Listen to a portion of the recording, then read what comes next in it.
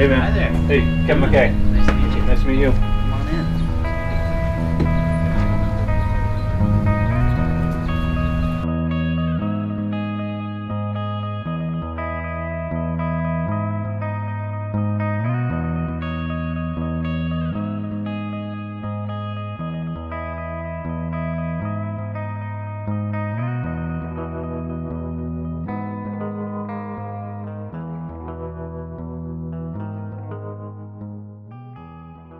I went to school for graphic design, and I just couldn't bear to sit in front of a computer for like the entire, when I was in school, I'd sit in front of the computer for 10 hours a day sometimes, all day long in front of the computer, and then I kind of was getting into like code with doing websites and stuff, and then I'd always come back to drawing fish. It's just what I love to do, illustration. But why fish? Why'd you do fish? Yeah, that's the other thing. Why not birds? Why not? My dad's a big influence. When we were little, I remember going cod fishing up in Eastport, Maine. We'd do a trip every year. My mom grew up in Rhode Island, so we'd go down to Rhode Island every summer for at least a few weeks, and just, it was full intensive fishing the whole time. That's what we did.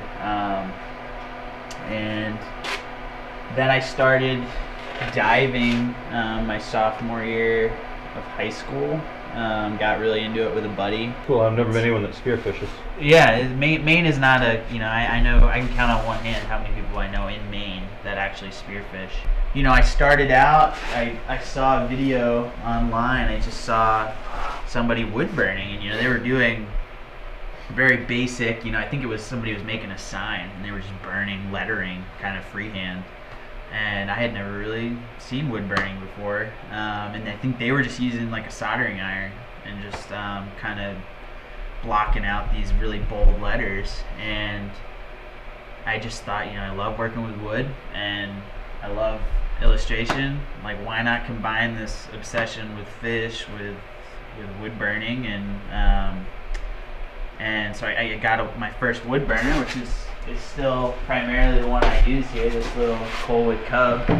Kind of hit my stride with the wood burning was when, I was doing pieces that were this, this big, and I was like, it would take me to do a piece the size I want to be doing, because I want to be doing fish to scale, like big bass and stuff. I want to be doing, stuff like this, and in order to do that, you gotta figure out a way without losing, the quality, to kind of expedite it a little bit, so it's not taking you a year to do a piece,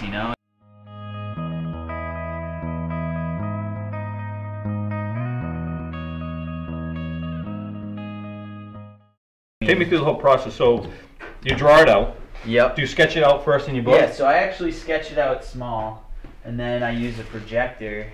And I project it large, so I can scale it any size I want. Because it's way easier to, work out proportions. Right, yeah. When it's this big, and I then see. you can, and I usually use, several reference photos just to get everything, because you got to get, the right number, on the dorsal fin and the pectoral fin. You got to get everything's got to be accurate, and especially if you're dealing with, if you're dealing with fishermen, that's what they're looking for, is accuracy. Right.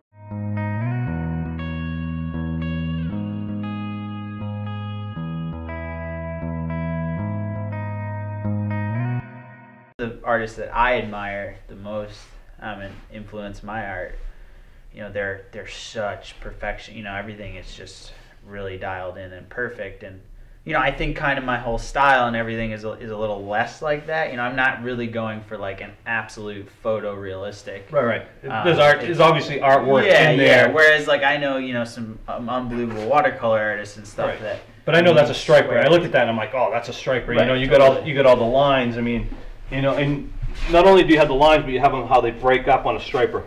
Yeah. Yep. You know what I mean? Yeah, they're not like a straight line. And every striper has they might only have 3 spots right there. Yeah. You know what I mean? Totally. So you want some variance. You don't want it to be totally uniform. Yeah, so I mean, you can see the artwork in it, but you also can see the detail. Yeah, exactly. And I definitely have a certain amount of abstraction in my work, but then also I do try to have them be accurate.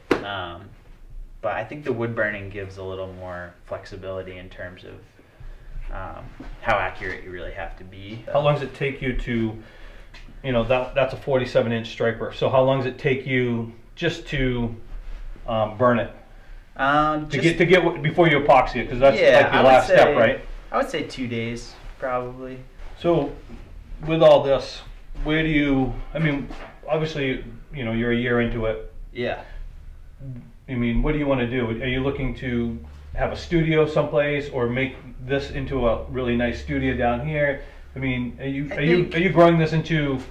I would like to grow this into a lifetime business, and I think I think what I do have going for me is the scale of this medium, like the wood burning on the scale that I'm doing it on. Right. Is just, I can't, you know, you if it's out there, you should be able to find it Googling it these days, you know? And like there just aren't people doing large scale wood burning, which is mind blowing to me because it was like a no brainer for me. I want to do my first mural wood burning piece. Right. So I'm thinking, like, imagine like a 25-foot great white shark on the side of a building. That'd be cool.